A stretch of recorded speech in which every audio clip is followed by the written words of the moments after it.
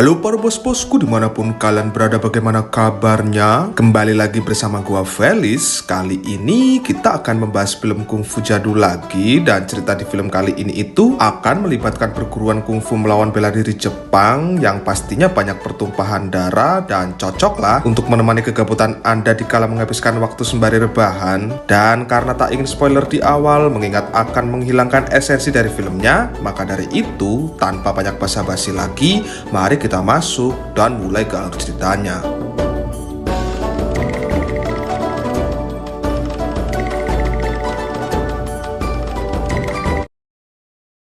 片中忍者之服装、道具、形制、目录等古迹资料，及松永庆藏、明和公雄诸家著作。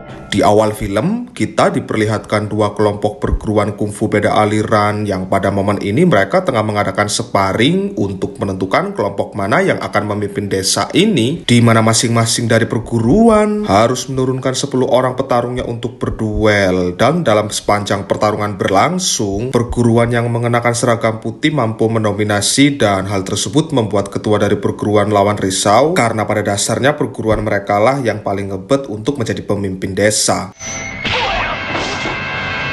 林仁侠、林仁义。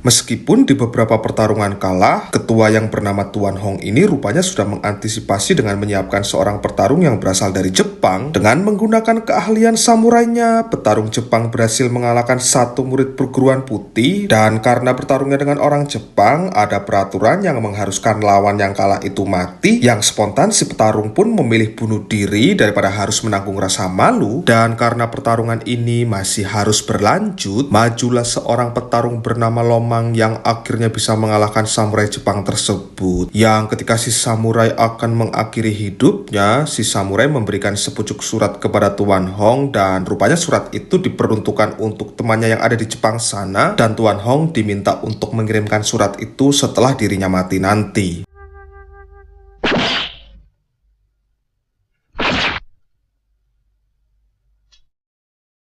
Singkat cerita, esok hari pun tiba. Setelah duel sengit yang akhirnya bisa menguasai desa, perguruan putih kali ini langsung dihadapkan dengan surat tantangan dari bela diri Jepang karena bela diri Jepang hendak membalaskan dendam atas kematian si samurai kemarin. Dalam pertarungan yang dimaksudkan untuk balas dendam ini, bela diri Jepang akan menurunkan semua petarung terbaiknya, yang dalam hal ini sang guru langsung paham mereka pasti akan menurunkan petarung ninja 5 elemen, yang itu merupakan bela diri terbaik di Jepang karena menggunakan unsur bumi untuk mendapatkan kekuatan, di mana untuk menghadapinya sang guru menurunkan 8 petarung terbaiknya yang tentu saja akan dibagi untuk melawan kelima unsur petarung tersebut. Dan untuk berjaga-jaga, sang guru juga meninggalkan 2 orang petarung terbaik di padepokan ini, yaitu Lomeng serta Dragon. Dan tibanya 2 murid sampai di unsur pertama, yaitu logam. 2 murid sayangnya tak sanggup mengalahkan mereka semua, hingga tewaslah 2 murid tersebut. Lalu setelahnya kita dibawa ke unsur kayu, yang di sini kedua murid perguruan putih pun juga kalah.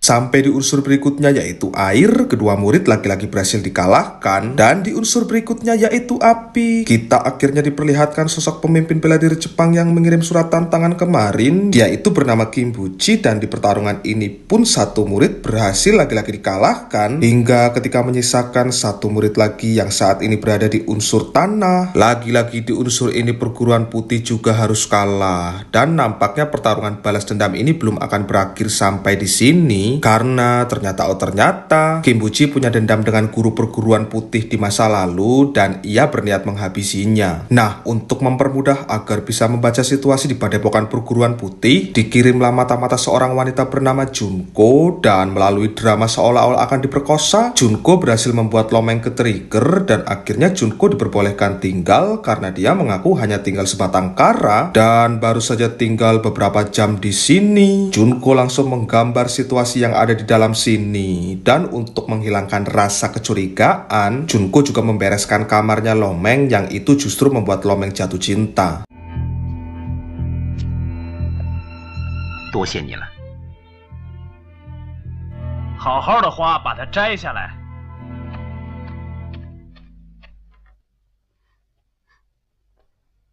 天豪是这样小孩脾气，别理他。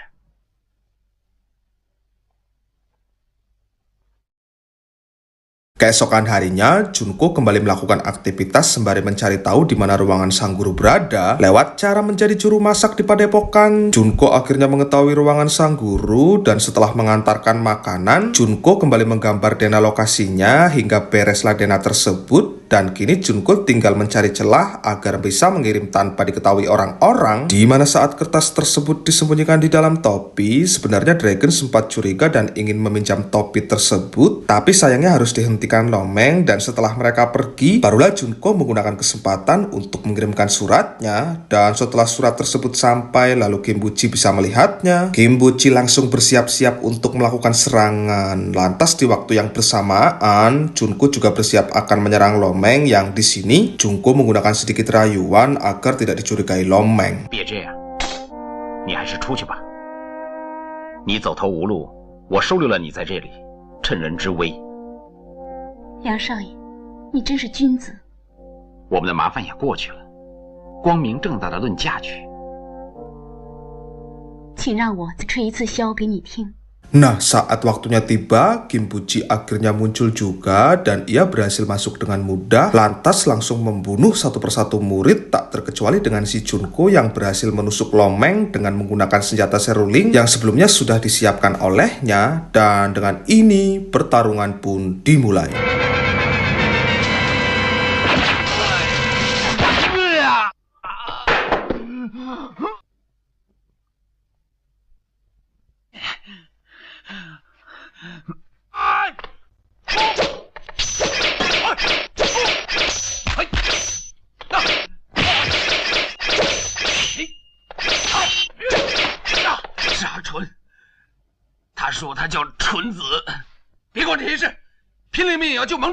Nah, saat hendak menyelamatkan sang guru, Dragon yang kalah jumlah pun akhirnya tertangkap juga, dan ketika hendak dibunuh, Junko tiba-tiba menghentikannya. Alasannya ternyata Junko menyukai Dragon, dan saat itu juga Dragon langsung dikurung. Lantas mereka lanjut menuju ke ruangan sang guru, lalu berusaha untuk membakar ruangan sang guru. Dan karena mengetahui ruangan sang guru sudah dipenuhi api, Lomeng langsung berusaha untuk mengeluarkannya. Tapi karena Lomeng kondisinya juga sudah terluka parah, pada akhirnya Lomeng justru tewas dan sang guru juga mati dalam kondisi terbakar. Dalam keadaan terikat, di sini Dragon teringat masa lalunya. Waktu itu pernah diajarkan membuka ikatan tali dari Jepang oleh seorang master guru kungfu lain sebelum dirinya ikut di perguruan yang sekarang ini. Nah, dengan cara itulah Dragon perlahan membuka ikatannya. Lalu saat Junko masuk untuk merayunya, di situ Dragon menyandranya dan akhirnya berhasil kabur serta jadi satu-satunya orang yang masih hidup di perguruan putih tersebut. Di mana setelah berhasil memusnahkan perguruan putih, di luar dugaan Kimbuchi juga membantai perguruannya Tuan Hong, yang alasannya ternyata Kimbuchi juga ingin jadi penguasa. Dan setelah selesai membantai habis perguruan Tuan Hong itu, Shin dikembalikan ke si Dragon, dan Dragon akhirnya mengadu pada guru lamanya lalu minta diajarkan kungfu agar bisa balas dendam atas semua kematian saudara-saudaranya. Dan karena dirasa perlakuan Jepang sudah di luar batas kewajaran, sang guru pun akhirnya setuju untuk permintaan Dragon, dan sang guru juga akan mengutus 3 muridnya untuk membantu Dragon. Dan setelah diperkenalkan, mereka bertiga langsung berlatih hingga memakan waktu yang cukup lama. 你们听我藤条的声音。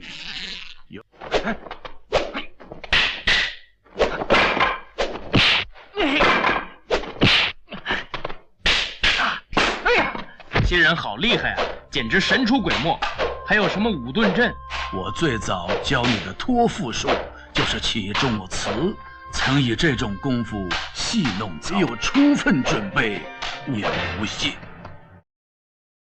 Usai berhasil menguasai kungfu yang cukup mumpuni itu, Dragon datang sendiri ke markasnya Kimbuchi untuk memberikan surat tantangan. Setelah selesai mengatur waktu pertarungannya, Dragon langsung pergi meninggalkan lokasi dan di situ Junko diperintahkan mengikuti. Tapi Kimbuchi masih mengutus 4 orang lagi karena tak percaya pasalnya Junko masih punya perasaan dengan si Dragon. Di mana yang Kimbuchi khawatirkan ternyata benar, Junko justru berpihak pada Dragon dan di sini Junko terang-terangan meminta maaf atas semua yang terjadi di masa lalu. Tapi sayang Dragon tak percaya karena Dragon melihat ada 4 orang yang mengintai untuk kemudian Junko pun langsung dibunuh saat itu juga. Dan yang terjadi selanjutnya,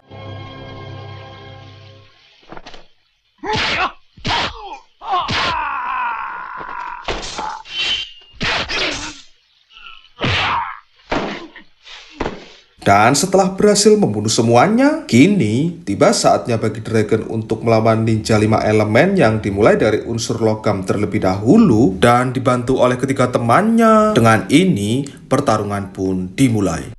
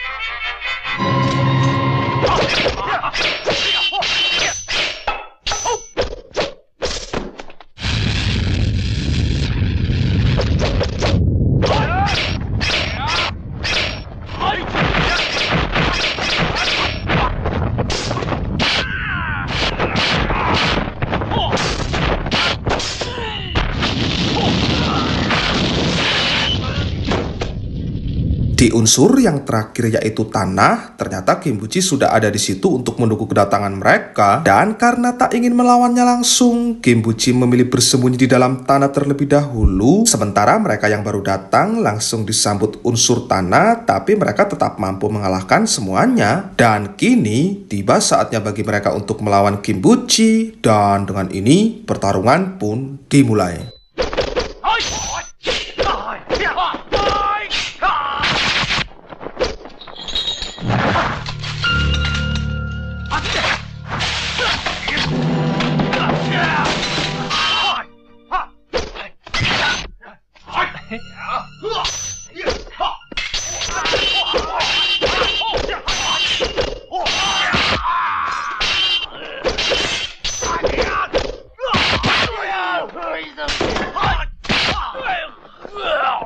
Singkatnya, meski ketiga temannya harus mengalami luka parah akibat terkena serangan, mereka pada akhirnya berhasil juga mengalahkan setelah Dragon akhirnya mengorbankan diri demi bisa menghentikan laju serangannya Kimbuchi. Dan pada endingnya, Dragon juga tewas akibat tertusuk di bagian jantung. Lalu setelah itu film pun... 天好，你有何苦这样做？也许是心急要报仇。